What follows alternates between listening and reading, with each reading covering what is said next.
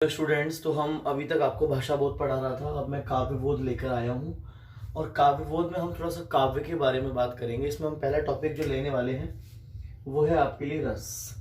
अब आपको रस को ऐसे बोलते हैं ना हम, जूस, है ना। क्या बोलते हैं? जूस। जैसे आपको जूस में आनंद आता है ना, ऐसे ही रस होता है। रस का मतलब होता है आनंद। क्या होता है? आनंद।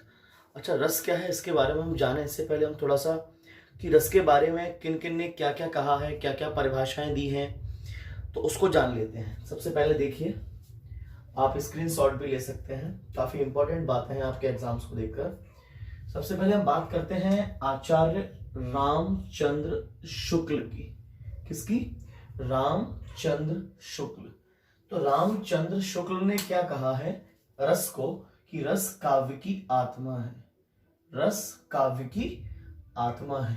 अच्छा, हमको एग्जाम में कैसे याद रहे कि रामचंद्र शुक्ल ने कहा है कि रस काव्य की आत्मा है? तो ऐसे याद रखिए, थोड़ा सा कनेक्टिविटी कुछ ना कुछ करनी पड़ेगी। जैसे कि राम से आते हैं कि राम भगवान जो थे, उनकी जो आत्मा थी एकदम पवित्र थी, है ना। कैसी थी? पवित्र, शुद्ध आत्मा थी। तो रामचंद्र शुक्ल में राम आ रहा है। राम से याद रखो कि इसलिए रामचंद्र शुक्ल में राम है। राम मतलब शुद्ध आत्मा, आत्मा की बात की गई है। यानी रामचंद्र शुक्ल ने रस को काव्य की आत्मा कहा है। क्या कहा है? आत्मा। ऐसे करके आप थोड़ा सा कनेक्ट करिए, आपको लंबे टाइम तक याद रहेगा। अच्छा, नेक्स्ट बात करते हैं आचार्य विश्वनाथ। किसकी बात करते हैं? आचार्य विश्वनाथ। आचार्य विश्वनाथ ने रस को कहा है रसात्मक वाक्यम काव्यम। यानी इसका अर्थ होता है हिंदी में, रस युक्त वाक्य को काव्य कहते हैं। यानी ऐसा वाक्य जो रस युक्त हो उसको काव्य कहते हैं। क्या कहते हैं? रसात्मक वाक्यम काव्यम। ये किसने कहा है? आचार्य विश्वनाथ ने। किसने? विश्वनाथ, है ना। इसको कनेक्ट करने के लिए पहले आप याद कर लीजिए ना, हर चीज कनेक्ट भी नहीं करनी होती। तो आपने रामचंद्र शुक्ल में याद किया, राम, राम मतलब आत्मा। राम ने क्या कहा है? रामचंद्र शुक्ल ने कहा है काव्य की आत्मा। और आचार्य विश्वनाथ ने क्या कहा है? रसात्मक वाक्यम काव्यम। देखिए, आचार्य भरत मुनि ने क्या कहा है? भरत मुनि, है ना। भरत मुनि का एक वाक्य रहा है कि व्यभाव, अनुभाव, व्यवचारी संयोगा। यानी एक होता है विभाव, एक होता है अनुभाव। ये क्या? रस के अंग होते हैं चार: विभाव, अनुभाव, संचारी भाव, स्थायी भाव, है ना। संचारी भाव को अपन व्यवचारी भाव भी बोल देते हैं। तो ये तीन शुरू के उसने लिए, विभाव, अनुभाव और तीसरा क्या है? संचारी भाव। विभाव, अनुभाव, संचारी भाव या व्यवचारी भाव, संयोगा। इन तीनों के संयोग से यानी मिलने से रस निष्पत्ति, रस की निष्पत्ति होती है। जब यानी ये तीनों मिलते हैं तब जाके रस की निष्पत्ति होती है ना। अच्छा, आप इसको ऐसे याद रखिए, इन तीनों को ऐसे याद रखिए। भरत, भरत में कितने शब्द हैं? कितने अक्षर हैं? भारत, 3 अक्षर। और 3 अक्षर यानी रस के 3 अंग लिए हैं। कौन कौन से? व्यभाव, अनुभाव और व्यवचारी यानी संचारी भाव।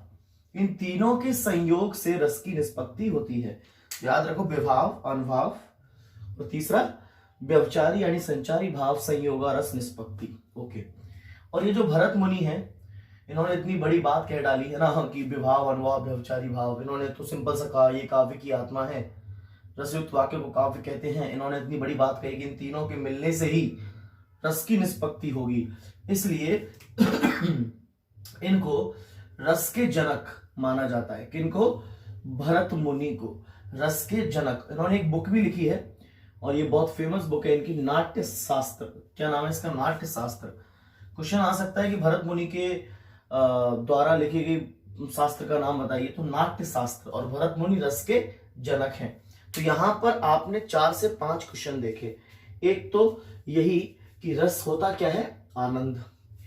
काव्य की आत्मा किसने कहा है? आत्मा अच्छी किसकी थी? राम, यानी रामचंद्र शुक्ल। तो रामचंद्र शुक्ल। अच्छा, रसयुक्त वाक्य को काव्य कहते हैं। यानी जब वाक्य रसयुक्त हो जाता है, ये पूरा ब्रह्मांड ही आनंद हो जाता है, पूरा विश्व ही आनंद लगने लगता है। इसलिए इसके कौन हो गए? आचार्य विश्वनाथ। कौन? विश्व, आचार्य विश्वनाथ। और भरत मुनि, भरत में 3 अक्षर आ रहे हैं और तीन मतलब तीन संचारी भाव ले लिए, सॉरी तीन अंग लिए, कौन कौन से, विभाव, नुभाव, व्यवचारी भाव, इन तीनों के संयोग से रस की निष्पत्ति होती है और इसीलिए भरत मुनि को रस का जनक बोला गया। इनके द्वारा लिखा गया शास्त्र नाट्य शास्त्र। अच्छा, भरत मुनि के अनुसार रसों की संख्या कितनी है, 8। ये याद रखना है कि भरत मुनि के अनुसार रसों की संख्या कितनी है, 8, है ना। अच्छा, आजकल जो है रस जो है, आजकल जो रस है ये 8 से 9वां रस कौन सा आया था, शांत रस। 10वां कौन सा आया था, वात्सल्य रस। और वात्सल्य रस के जो जनक कहे जाते हैं, सम्राट कहे जाते हैं, वो सूरदास को माना जाता है। किसको, सूरदास को। और 11वां रस कौन सा आया था, भक्ति रस। चलिए, तो आपने यहां से कई बातें सीखी जो आपके ऑप्शनल में आ सकती हैं। रस की परिभाषा क्या होगी, मैंने पहले ही बताया था, आनंद। यानी आप अगर कोई काव्य पढ़ रहे हैं, कोई गद्य पढ़ रहे हैं, कोई पद्य पढ़ रहे हैं, कोई कविता पढ़ रहे हैं, है ना, आप किसी को भी पढ़ रहे हैं, सुन रहे हैं या देख रहे हैं आंखों से, अगर इन तीनों से आपको आनंद आता है, जूस फील होता है, तो उसी को कहते हैं रस। क्या कहते हैं उसको, रस। समझ में आया। किसी गद्य पद्य काव्य कविता को देखकर, पढ़कर और सुनकर जो आनंद की अनुभूति होती है उसे रस कहते हैं। चलिए, तो यहां से जितने भी ऑब्जेक्टिव क्वेश्चन बने, है ना, उन सभी को आप देख लेना। तो यहां से जितने भी ऑब्जेक्टिव क्वेश्चन बने तो आप उनको देख लेना कि काव्य की आत्मा, आत्मा मतलब रामचंद्र शुक्ल, रसात्मक वाक्यम काव्यम, रसुत वाक्य यानी संसार अच्छा लगने लगा, विश्व अच्छा लगने लगा, आचार्य विश्वनाथ, विभाव, अनुभाव, व्यवचारी, इन तीनों से मिलकर संयोग से, तीन मतलब भरत, 3 अक्षर, तो वो कहा है भरत मुनि ने। रस के जनक कौन है, भरत मुनि। भरत मुनि जो है उनके अनुसार रसों की संख्या 8 है। नाट्य शास्त्र लिखा है। 9वां कौन सा आया, शांत। शांत के बाद प्रेम आया। शांत के बाद क्या आया, प्रेम। 10वां रस प्रेम। और 11वां कौन सा, भक्ति। इनको सीक्वेंस को भी याद रखना कि 9वां कौन सा, शांत। शांत स्वभाव होने के बाद प्रेम आया, वात्सल्य। शांत के बाद प्रेम, और प्रेम के बाद इंसान जाता है भक्ति के पास, है ना, भक्ति रास में रह जाती है। तो 11वां रस कौन सा हो गया, भक्ति। और किसी गद्य काव्य कविता, किसी को भी देखकर, पढ़कर, सुनकर जो आनंद की अनुभूति होती है उसी रस क्या है, किसने रस के बारे में क्या कहा है, रस की डेफिनेशन, परिभाषा क्या है। यहां हम पढ़ते हैं रस के अंग। अभी हम रस के प्रकार नहीं पढ़ रहे। रस के प्रकार तो मैंने आपको बताया था, हाल फिलहाल में जो है वो 11 है ना। मेन जो है वो 10 है और भरत मुनि के अनुसार 8 थे। लेकिन हम बात कर रहे हैं रस के अंग की। रस के अंग कितने होते हैं, है ना। तो इसको याद रखिए, रस के 4 अंग होते हैं। कौन से, विभाव, अनुभाव, संचारी भाव, स्थायी भाव। कौन कौन से बोलो, विभाव, अनुभाव, संचारी भाव, स्थायी भाव। और हमने इससे पहले वाली वीडियो में पढ़ा था विभाव, अनुभाव और व्यवचारी या संचारी भाव संयोगा रस निष्पत्ति, यानी विभाव, अनुभाव, संचारी भाव तीनों के संयोग से रस की निष्पत्ति होती है, ये भरत मुनि ने कहा था, है ना। आप इन चारों के बारे में समझिए। रस के 4 अंग हैं। पहला विभाव। विभाव क्या होता है, जब हमारे मन में भाव उत्पन्न होते हैं। क्या होते हैं, उत्पन्न। तो जब हमारे मन में भाव आने लगते हैं, फीलिंग्स आने लगती हैं, तो उनको बोलते हैं विभाव। क्या बोलते हैं, विभाव। अब हमारे मन में जो भाव आए, उन भाव ने किसी ना किसी का सहारा लिया होगा, सहारा, है ना, यानी किसी ना किसी चीज से वो भाव आए, उसको बोलते हैं आलंबन। क्या बोलते हैं, आलंबन। और हमारे जो भाव आए वो किसी शारीरिक चेष्टा से आए होंगे। जैसे आपको भाव आए आश्चर्यजनक का, तो आप आश्चर्य कब होगे, जब आप किसी सुंदर, है ना, सुंदर किसी लड़की को या किसी सुंदर बिल्डिंग को जब आप देख लोगे तो आश्चर्य की भावना आएगी, है ना। तो शारीरिक चेष्टा है, जैसे आपके सामने कोई बाल को लेकर के ऐसे आ जाए तो आपके अंदर कैसी फीलिंग्स आएंगी, है ना। तो वो जो शारीरिक चेष्टाओं को देखकर उनको बोलते हैं उद्दीपन, जिससे आपके भाव उद्दीपन हुए बड़े परिस्थितियों से, और जो सहारा लेते हैं उनको बोलते हैं आलंबन। तो आलंबन, उद्दीपन, इन दोनों की वजह से जो भाव उत्पन्न होते हैं उसको बोलते हैं विभाव। क्या बोलते हैं, विभाव। अच्छा, अब जो आलंबन है, सहारा, उसमें 2 भाग होते हैं, आश्रय और विषय। आश्रय यानी नायक, जिसके मन में भाव आए, और आय किसको देखकर, नायिका, वो होता है विषय। तो चलो इसको याद रखिए। तो सबसे पहले इंसान के अंदर क्या आएंगे, भाव, और जब उस भाव उत्पन्न होंगे तो उसी को बोल दिया विभाव। क्या बोल दिया, विभाव। और ये भी आपको पता है जो भाव उत्पन्न हुए हैं उन्होंने कहीं ना कहीं सहारा लिया है,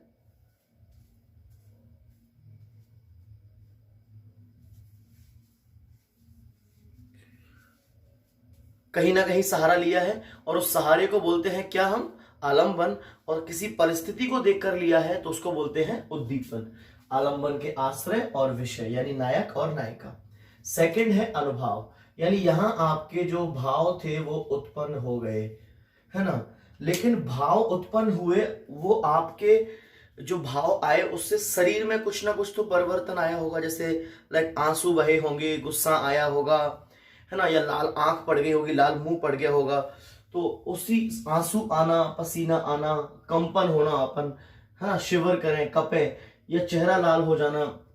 तो यानी भाव उत्पन्न के बाद, यहां हमारे भाव उत्पन्न हुए उसको विभाव बोला, लेकिन भाव उत्पन्न के बाद जो हमारा शारीरिक प्रतिक्रियाएं रही, हमारे शरीर की जो प्रतिक्रियाएं रही, उसको बोलते हैं अनुभाव। क्या बोलते हैं, अनुभाव। अब समझिए, भाव उत्पन्न हुए, विभाव।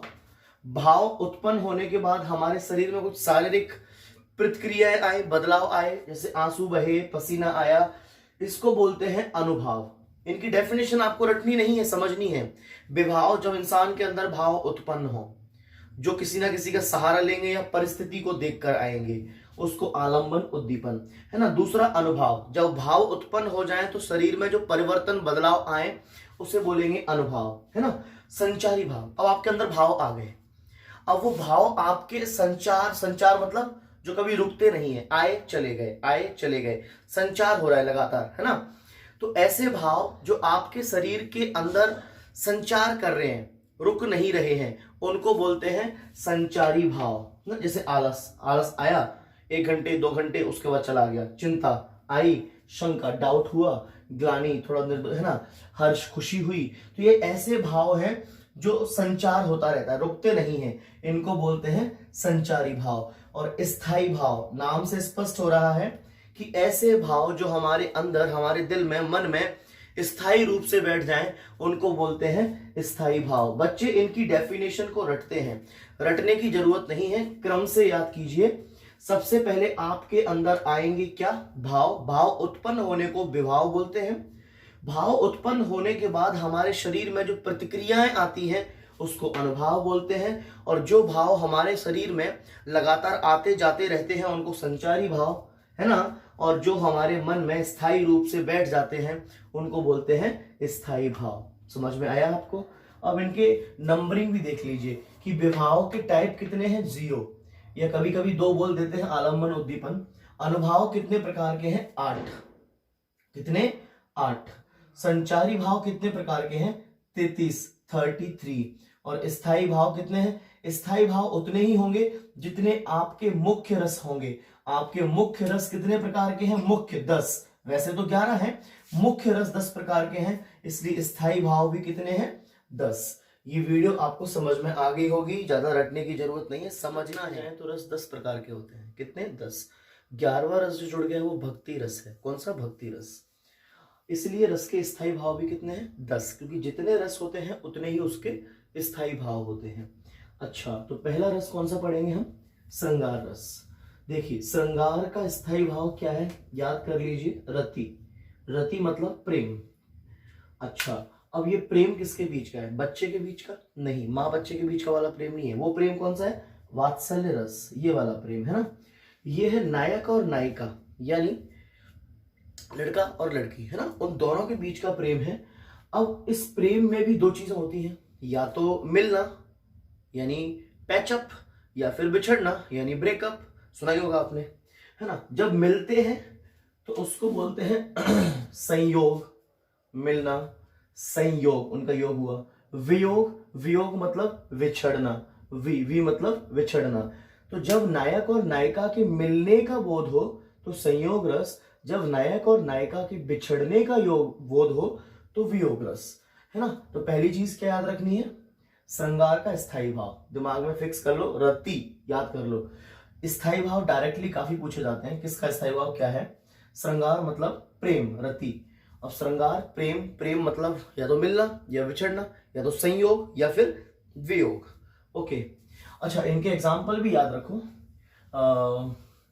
अच्छा, श्रृंगार रस की डेफिनेशन याद रखना, परिभाषा, कि जब नायक नायिका के मिलने या बिछड़ने का जो प्रेम होता है, मिलने का जो प्रेम होता है उसको श्रृंगार रस कहते हैं। संयोग में जैसे आपको ध्यान होगा, जब सीता जी का स्वयंवर हुआ था तब रामचंद्र भगवान जी आए थे, जब वो परशुराम का धनुष उठाया था और उसको तोड़ा था, तब वहाँ स्वयंवर में सीता जी शर्मा के रामचंद्र जी को डायरेक्टली नहीं देख पा रही थी, तो वो अपने कंगन जो पहना हुआ था, उन्होंने कंगन में एक नग लगा था, उस नग की परछाई में, उसमें रामचंद्र जी की परछाई देख रही थी। तो इसी पे एक एग्जाम्पल है कि राम के रूप को निहारत जानकी कंगन के नग की परछाई। साइड स्क्रीन पर देखिए, है ना, राम के रूप को निहारत जानकी कंगन के नग की परछाई, यातई सबई सुध भूल गई कर टेक रही पर टारत नहीं। ये एग्जाम्पल याद कर लेना। यानी इसमें बताया गया है कि राम के रूप को वो निहार रही थी, तो राम के रूप को निहारत जानकी, जानकी यानी जनक की पुत्री, है ना, तो राम के रूप को निहारत जानकी सीता कंगन के नग की परछाई, यातई सवई सुध भूल गई, सारी सुध भूल गई, कर टेक रही पर टारत नहीं। ओके, अगला देखिए, हास्य रस। हास्य माने हंसी, तो आपको समझ में आ रहा होगा, याद भी हो गया होगा। हास्य का स्थायी भाव क्या है? हंसी। अच्छा, हंसी जैसे हम किसी को सुनकर, जैसे मैंने आपसे कहा कि एक बंदर था, एक बंदरिया थी, तो बंदर ने बंदरिया से कहा, बंदर ने बंदरिया से कहा, बंदर ने बंदरिया से कहा चलो नहाने गंगा, कि चलो नहाने चलते हैं गंगा, और बच्चों को छोड़ दो घर पे, होने दो हुड़दंगा, है ना, शोर शराबा होने दो। तो इसको सुनकर जो हंसी आती है उसको बोलते हैं हास्य रस, है ना। या फिर एक इंसान था, उसने कहा कि मैं महावीर हूँ, महावीर मतलब बलवान हूँ, मैं महावीर हूँ, कागज को मोड़ सकता हूँ। देखो कितना बड़ा महावीर है कि कागज को मोड़ सकता है, ये तो बच्चा भी कर देगा, है ना। तो मैं महावीर हूँ, कागज को मोड़ सकता हूँ, और गुस्सा आ जाए तो क्या करेगा? फोड़ देगा? नहीं ना, गुस्सा आ जाए तो पापड़ को तोड़ सकता हूँ। बताओ, है ना, कितना बड़ा महावीर है। इसको सुनकर हंसी आएगी तो इसको बोलते हैं हास्य रस। अगला देखिए, करुण। करुण माने होता है शोक यानी दुख। जैसे आपने एक देखा होगा, श्री कृष्ण भगवान के पास जब सुदामा जी मिलने जाते हैं, तो सुदामा जी जब उनसे मिलते हैं तो एक श्लोक है, सुना होगा आप सभी ने, देख सुदामा की दीन दशा, करुणा करके करुणा निध रोए, पानी परात को हाथ छुओ नहीं, नैनन के जल सो पग धोए। सुदामा की दीन दशा देखकर श्री कृष्ण भगवान रोने लगे, उनको करुण शोक आ गया, दुख आ गया, और मतलब उनके आंसुओं से ही सुदामा के जो पैर थे वो सारे धुल गए थे, है ना। तो इसमें ये बताया गया है करुण माने शोक। अगला देखिए, वीर रस। वीर माने उत्साह, हमारे अंदर एकदम पावरफुल, एकदम उत्साह आ जाए। जैसे बुंदेलों, रानी लक्ष्मीबाई की, बुंदेलों हर बेलों के मुंह हमने सुनी कहानी थी, खूब लड़ी मर्दानी वो तो झांसी वाली रानी थी, है ना। तो एकदम इसको सुनकर हमारे अंदर उत्साह आता। जैसे कि 15 अगस्त या 26 जनवरी में जब वो गाने चलते हैं ना, पैट्रियट सॉन्ग, देशभक्ति गीत, तो हमारे अंदर जो जुनून आता है कि भाई हम किसी को फोड़ दें, तो उसी को बोलते हैं उत्साह। क्या बोलते हैं? उत्साह। भयानक रस। भयानक मतलब भय, यानी ऐसा रस, ऐसा कोई काव्य जिसको पढ़ने में भय आए। कैसे? एक इंसान है, खड़ा हुआ है, तो उसके लिए है, एक और अजगर है लखे, मतलब एक और तो अजगर है खाने को आपके इधर, एक और मृग राय। एक और कौन है? मृग राय, है ना, मृग। बिकल बटोही बीच में पड़े मूर्छा खाए। एक और अजगर है, एक और मृग है, और कोई इंसान है वो बीच में मूर्छित होके गिरा पड़ा है ना, उसको बोलते हैं भय। ये सब एग्जांपल्स याद कर लेना। रौद्र रस। रौद्र मतलब क्रोध। क्रोध कब आया था? अर्जुन भगवान ने की ये बात है, श्री कृष्ण और अर्जुन भगवान के बीच का वार्तालाप है। श्री कृष्ण भगवान ने वहां कोई बात कही थी, मुझे याद नहीं एग्जैक्टली। श्री कृष्ण के सुन वचन, जैसे श्री कृष्ण भगवान ने वो बात कही, अर्जुन क्रोध से जलने लगे, उनको क्रोध आ गया, सब शोक अपना भूल कर, सब दुख भूल गए, है ना, करतल युगल मलने लगे, है ना। तो अच्छा एग्जांपल है, साइड स्क्रीन पर आप देख लेना, ऊपर आता जा रहा है कि श्री कृष्ण के सुन वचन अर्जुन क्रोध से जलने लगे, सब शोक अपना भूल कर करतल युगल मलने लगे। उसके बाद आता है भीभत्स रस। भीभत्स यानी जुगुप्सा, घृणा, यानी ऐसा रस किसी काव्य को सुनकर हमारे अंदर घृणा आए, ऐसी कोई बात हो। जैसे मैंने कहा, एक सिर पर बैठो काग, ऊपर तो काग कौआ है, आंख दो खात निकारत, दोनों आंखें निकाल रहा है, खा रहा है ना। सिर पर बैठो काग, आंख दो खात निकारत, जीवै खींचत स्यार, एक स्यार है वो आपकी जीव को खींच रहा है। तो ये सब दृश्य जब आप देखोगे तो आपको अंदर से घृणा आएगी, है ना। सिर पर बैठो काग, आंख दो खात निकारत, जीवै खींचत स्यार, अति आनंद उर्धारत। ये किसका एग्जाम्पल है? भीभत्स रस यानी जुब्सा, ये याद कर लेना है ना, बहुत इंपॉर्टेंट है, यानी घृणा। अगला देखिए अद्भुत रस। अद्भुत यानी आश्चर्य, जिसको सुनकर हमको आश्चर्य हो। इसका एक एग्जाम्पल है कि साड़ी बिच नारी है कि नारी बिच साड़ी है कि नारी ही की साड़ी है कि साड़ी ही की नारी है। यानी कोई स्त्री है, साड़ी लपेटे हुए है, उसको देखा, उसको देखकर ये समझ में नहीं आ रहा कि साड़ी बिच नारी है कि साड़ी के बीच में नारी है, या नारी बिच साड़ी है, या नारी को साड़ी घेरे हुए है, समझ में ही नहीं आ रहा। तो ये जो एग्जाम्पल दिया गया ना, ये काफी अद्भुत वाला है, इसलिए बोलते हैं आश्चर्य विस्मय, है ना, रस। शांत रस होता है शांत, निर्वेद, जब हमारे भगवान से जो होते हैं सारे प्रेम मिल जाते हैं, जब इंसान एक ऐसी स्टेज पर पहुंच जाता है जहां ओनली शांति रह जाती है, शांत रस निर्वेद बोलते हैं। जैसे रहमन पानी राखिए, बिन पानी सब सून, पानी गए ना उबरे, मोती मानस चून, है ना। तो ये एग्जाम्पल है किसका? शांत रस का। एक और है वात्सल्य रस, ये भी प्रेम है। ये वाला प्रेम नायक नायिका था, ये वाला प्रेम बच्चे का या बड़े बूढ़े का किसी का होता है ना। और इस प्रेम के लिए स्नेह बोलते हैं। जैसे आपने वो सुना होगा श्री कृष्ण का और यशोदा मैया का, मैया मैंने ही माखन खाया, एक सॉन्ग है। तो ये पूरा किस पर है? ये पूरा वात्सल्य रस पर है। किस पर है? वात्सल्य रस। अच्छा, वियोग श्रृंगार का एग्जाम्पल छूट गया था। वियोग यानी बिछड़ना, यानी बिछड़ने, जैसे आपने गीत सुने होंगे बहुत सारे, तड़प तड़प के इस दिल से आह निकलने लगी, ऐसे कुछ सॉन्ग होते हैं जो वियोग श्रृंगार के एग्जाम्पल हैं। लेकिन यहाँ मैं साइड स्क्रीन पर आप देख सकते हो, ये आपके सामने वियोग श्रृंगार का मैंने आगे एग्जाम्पल दे दिया है। इन सभी को एक बार पॉज करें, अपने मन से एक बार पढ़ें, सारे एग्जाम्पल्स को एक एक बार और सुने, आपको जो ढंग से याद हो जाएंगे। लेकिन याद रखना, इनका स्थायी भाव जरूर याद करके जाना। और मुख्यतः 10 रस हैं, तो इनके 10 एग्जाम्पल हैं। ओके, चलिए, तो ये रस को किसने क्या कहा? रामचंद्र शुक्ल ने, विश्वनाथ ने, भरत मुनि ने। भरत मुनि कौन है ना? रस के जनक हैं। रस के प्रकार बताए, रस के अंग बताए, 4 अंग होते हैं। विभाव, जहां भाव उत्पन्न हो, अनुभाव, जहां शरीर में कुछ बदलाव आ जाए भाव से, और संचारी भाव, जहां भाव आपके आते जाते रहे, स्थायी भाव, जहां भाव आपके स्थायी हो जाएं। इनके प्रकार भी ध्यान रखो, विभाव 0, अनुभव 8, संचारी भाव 33 और स्थायी भाव 10। मुख्यतः 10, क्योंकि रस भी कितने हैं? 10। इनके आप ये याद रखिए कि भाई इनका क्या कहते हैं, स्थायी भाव क्या है रसों का, और 10 के 10 रस का एग्जाम्पल याद कर लीजिए। एक बार पॉज करके एक बार याद कर लीजिए इनको, ज्यादा से ज्यादा 10 या 15 मिनट लगेंगे, बहुत इजी है। और कोई प्रॉब्लम आए तो प्लीज कमेंट करके बताइए, वीडियोस को ज्यादा से ज्यादा शेयर करिए। अब नेक्स्ट वीडियो में आपके साथ अलंकार की लेके आने